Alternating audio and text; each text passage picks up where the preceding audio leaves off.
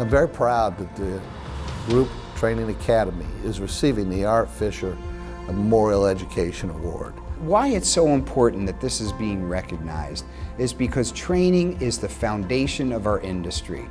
We need to ensure that our men and women of the industry are properly trained to meet the challenges of the next generation, the next technological challenges, the next industry challenges. Having one place where everybody can go where we're utilizing stuff that these guys have spent so much time, so much energy, so much money creating really helps incentivize our people to be able to go out there and actually do it. Now we have a place to go for not only our counter people and some of our management, but we could have a place for some of our technicians to go to get training also. This is a great way for thousands of people to be trained that might not have an opportunity to be trained.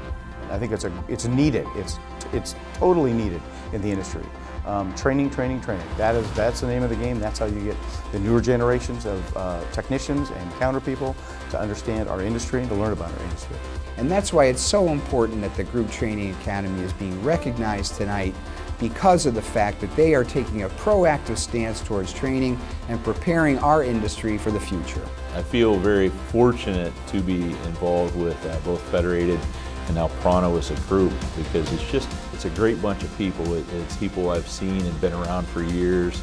They have the same interests in mind, and so now to provide a way that we can keep our industry vibrant, growing, and get more techs involved in our business and help them to do a better job, it's a great thing, it really is. I'm also really impressed with the work that Robert Roos from Pronto and Phil Moore from Federated have invested into the Group Training Academy to make it truly a success.